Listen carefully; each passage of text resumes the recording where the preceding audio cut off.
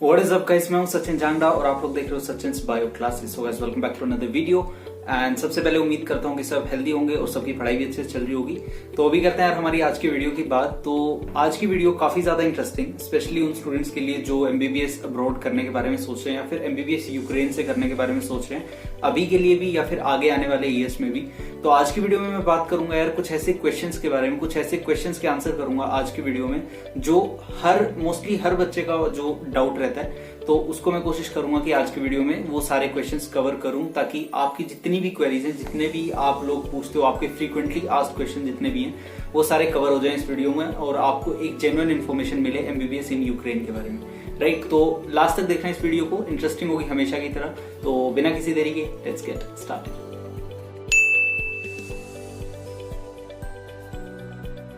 तो यार number one हमारा क्वेश्चन शुरू करते हैं और हमारा नंबर वन क्वेश्चन लेते हैं। तो सबसे पहली बात, मैं एक सीरीज में आपके क्वेश्चंस की कोशिश करूंगा, सीरीज में क्वेश्चन लूंगा और उसके बाद उन क्वेश्चंस के आपको आंसर करूंगा। ठीक है, तो सबसे पहला स्टेप जो होता है वो आप किसी कंसल्टेंसी के पास जाते हो एडमिशन लेने। तो सबसे पहला जो चीज से रिलेटेड मेरे पास क्वेश्चन आता है वो ये है कि भैया बिना कंसल्टेंसी के एडमिशन पॉसिबल है या नहीं है, या फिर हम डायरेक्ट एडमिशन ले सकते हैं यूनिवर्सिटी में या नहीं ले सकते। राइट, तो यार देखो बात ऐसी है, अगर आप किसी भी यूनिवर्सिटी की ऑफिशियल वेबसाइट पे भी अगर आप जाओगे तो वो लोग भी आपको किसी न किसी कंसल्टेंसी के पास रेफर करेंगे, जो कंसल्टेंसी ऑफिशियल कॉन्ट्रैक्टर होती है उस यूनिवर्सिटी की, उस स्पेसिफिक यूनिवर्सिटी की।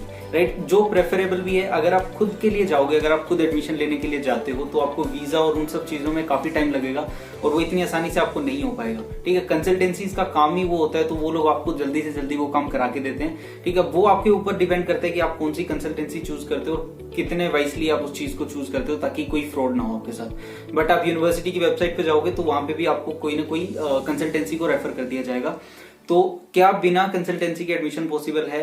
तो मेरी ओपिनियन से बिल्कुल भी नहीं है। बिना कंसल्टेंसी के आप नहीं आ सकते, बिल्कुल भी पॉसिबल नहीं होगा।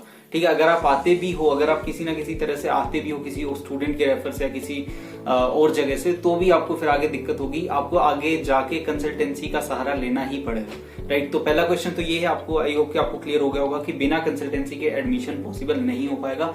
तो it's better to choose a consultancy but choose wisely.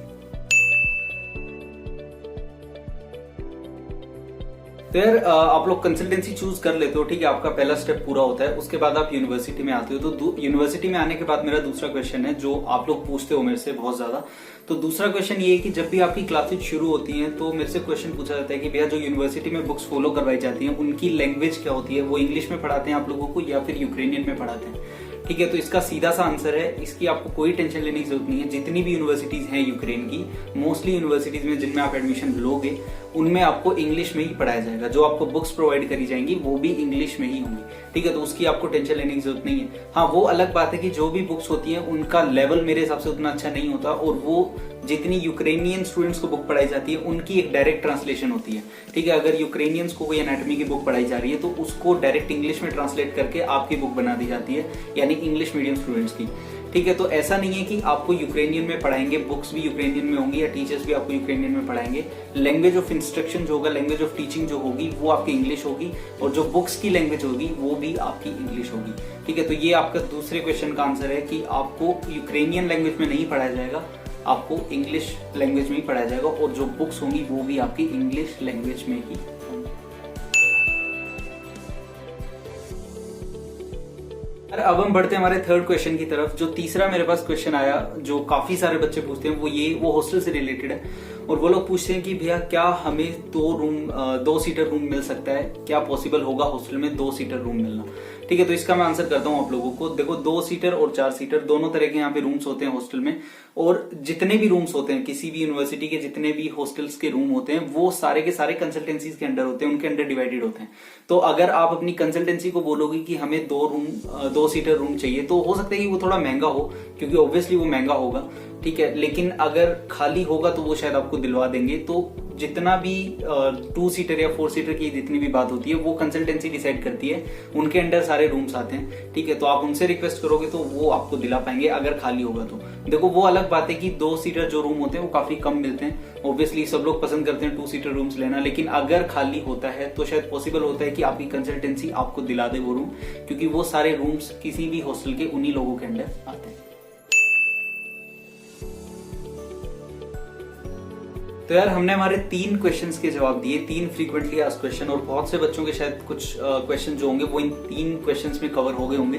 ठीक है, अब बात करते हैं हमारे 4th क्वेश्चन की। 4th क्वेश्चन है आपका क्लिनिकल एक्सपोजर से रिलेटेड। बहुत सारे क्वेश्चन आते हैं इस चीज से रिलेटेड मेरे पास कि भैया क्लिनिकल एक्सपोजर कैसा रहता है, क्लिनिकल कैसा रहता है, प्रैक्टिकल कैसा रहता है, किस तरह से प्रैक्टिकल करवाते हैं। तो देखो सीधा सा आंसर है, झूठ नहीं बोलूंगा यार, झूठ बोल के ना मेरे को कुछ मिलने वाला है ना आप लोगों का कुछ होगा झूठ बोलने से। इंडिया से काफी कम रहता है प्रैक्टिकल की। अगर मैं बात करूं क्लिनिकल एक्सपोजर की मैं बात करूं तो इंडिया के मुकाबले तो बहुत कम होता है यहाँ पे। ठीक है, आप इतना एक्सपेक्ट नहीं कर सकते कि इंडिया जितना आपको यहाँ पे क्लिनिकल्स मिलेगा। ठीक है, और उसका एक रीजन मैं हमेशा बोलता हूँ वो पॉपुलेशन भी है। पेशेंट फ्लो नहीं होता है यहाँ पे। इंडिया की पॉपुलेशन इतनी ज्यादा है कि वहाँ पेशेंट फ्लो कभी रुकता ही नहीं है, बट यहाँ पे एकदम ऑपोजिट है। तो यहाँ पे पेशेंट फ्लो ना होने के कारण वो भी एक रीजन है, तो जिसकी वजह से आपको क्लिनिकल्स इतने अच्छे से आप लोग नहीं कर पाते, आपका क्लिनिकल एक्सपोजर उतना अच्छा नहीं हो पाता। ठीक है, कुछ यूनिवर्सिटीज हैं जिनमें डाइसेक्शन होता है, कुछ में नहीं होता।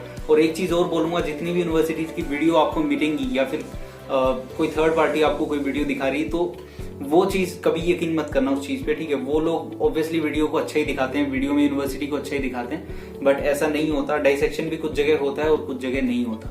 ठीक है, तो it's better to know the truth. ठीक है, रेदर की आप लोग कोई झूठी बात का यकीन करो तो उससे बढ़िया कि आप लोगों को सच पता हो। तो ये आपका 4th क्वेश्चन हो गया प्रैक्टिकल से रिलेटेड कि क्लिनिकल एक्सपोजर कितना होता है। तो क्लिनिकल एक्सपोजर ठीक ठाक होता है। ठीक है, उतना अच्छा नहीं होता, उतने अच्छे लेवल का नहीं होता। तो यार हमने हमारे 4 क्वेश्चन डिस्कस करे। अब हम बात करते हैं हमारे अगले क्वेश्चन की। जो अगला क्वेश्चन है वो स्पेसिफिक यूक्रेन के रीजन से। वैसे मैं पूरी वीडियो में यूक्रेन की बात कर रहा हूँ। ठीक है, अगले क्वेश्चन में क्रोक के बारे में मेरे से लोग पूछते हैं, क्रोक के बारे में स्टूडेंट्स पूछते हैं। वो पूछते हैं कि भैया क्रोक क्लियर करना कितना टफ है, या फिर क्रोक क्लियर होता है या नहीं होता। इसका सीधा सा आंसर ये है कि देखो अगर आप पढ़ोगे तो आप क्रोक क्लियर करोगे। क्रोक एक सीरियस एग्जाम है, क्रोक कोई हलवा नहीं है कि आप क्रोक बिना पढ़े आप क्रोक क्लियर कर लोगे। ठीक है, आपको पढ़ना पड़ेगा, बट इतना भी टफ नहीं है जितना लोग बताते हैं कि क्रोक ये है क्रोक वो है। अभी भी जो लेटेस्ट रिजल्ट आया है मेरी यूनिवर्सिटी का इतना अच्छा है, उसमें मोस्टली बच्चे पास हुए। ठीक है, तो मेरे हिसाब से इतनी कोई टफ बात नहीं है क्रोक में। हालांकि मेरा खुद का एग्जाम अभी रहता है, तो क्रोक मेरा जब क्लियर होगा तो मैं डेफिनेटली वीडियो बनाऊंगा, मेरे रिजल्ट की भी मेरे एग्जाम की भी डिस्कस करूंगा किस तरह से होगा किस तरह से नहीं। ठीक है, तो उसके बाद शायद मैं ज्यादा अच्छे तरीके से एक्सप्लेन कर पाऊँ क्रोक के टॉपिक को। बट अभी के लिए जितना मेरे को पता है, जितनी मेरी नॉलेज है उसके हिसाब से क्रोक इतना सीरियस नहीं है। मतलब सीरियस है क्रोक, इतना टफ नहीं है। सॉरी, इतना टफ नहीं है कि जितना लोग बताते हैं। ठीक है, अगर आप पढ़ोगे तो आप क्रोक को डेफिनेटली क्लियर कर लोगे। अब लास्ट क्वेश्चन लेते हैं हमारा, एक छठा क्वेश्चन जो मेरे को लगा कि जो पूछते हैं काफी सारे स्टूडेंट्स। हालांकि ये क्वेश्चन मोस्टली बच्चों को इसका आंसर पता ही होता है, बट स्टिल कुछ लोग पूछते हैं जिन्हें नहीं पता। तो वो लोग पूछते हैं कि भैया क्या हम यहाँ से डिग्री लेके, यहाँ से MBBS करके क्या हम इंडिया में काम कर सकते हैं। तो इसका आंसर है डेफिनेटली आप काम कर सकते हो। आप यहाँ से जब अपनी डिग्री लेके जाते हो तो उसके बाद आप इंडिया में आपको जाके एक स्क्रीनिंग टेस्ट देना होता है। अभी वो नेक्स्ट एग्जाम हो गया, तो आपको वो क्लियर करना पड़ेगा। उसके बाद आपकी डिग्री वैलिड होगी, देन आप वहां पे इंडिया में काम कर सकते हो। ठीक है, तो ऐसा कुछ नहीं है कि आप यहाँ से डिग्री लेके चले जाओगे और उसके बाद इंडिया में कोई वैल्यू नहीं है, उसका 0% वैल्यू है, ऐसा नहीं है। आप क्लियर करोगे एग्जाम, आपको जाके एक एग्जाम जरूर अटेम्प्ट करना पड़ेगा, उसके बाद ही आप एलिजिबल हो पाते हो इंडिया में काम करने के लिए।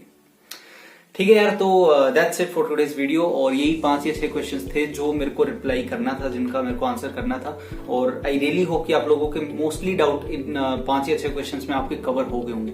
ठीक है, कोई और क्वेश्चन भी रहा, कोई और भी कुछ अलग तरह का क्वेश्चन होगा तो आई मेक श्योर कि आने वाली वीडियोज में उसको जरूर कवर करूं। ठीक है, तो आज की वीडियो बस इतनी। आज की वीडियो में इतना डिस्कस करना था। अगर पसंद आई हो तो लाइक कर देना, शेयर कर देना सभी लोगों के पास, क्योंकि आज के टाइम में जेन्युइन इन्फॉर्मेशन सब लोगों तक पहुंचना बहुत जरूरी है। एंड अनफॉर्चुनेटली बहुत कम लोग ये काम कर रहे हैं कि जेन्युइन इन्फॉर्मेशन दूसरी जगह तक पहुंचे। राइट, तो मेरा एक एम बस इतना सा है कि मैं यहाँ की जितनी स्टडीज है उसको एकदम ट्रांसपेरेंट करूँ आप लोगों के सामने, ताकि जब आप लोग आओ यहाँ पे तो आपको कोई रिग्रेट ना हो, आपको सब चीजें पता हो पहले से ही कि वहां पे ये सब होता है। ठीक है, तो शेयर कर देना ऑब्वियसली, एंड कमेंट करके जरूर बताना कैसी लगी आपको वीडियो। कमेंट करके आप ये भी बता सकते हो कि आने वाली वीडियोस किस टॉपिक के ऊपर हो। कुछ टॉपिक मैंने ऑलरेडी लिस्टेड कर रखे हैं, तो उनके ऊपर मैं जल्दी से जल्दी वीडियो बनाऊंगा। बाकी मेरा भी क्रोक एग्जाम आने वाला है, तो इसलिए मैं वीकली कोशिश करता हूँ एक वीडियो डालने की, बट स्टिल मैं कोशिश करता हूँ कि आपको वीडियो मिलती रहे, आपको इन्फॉर्मेशन मिलती रहे।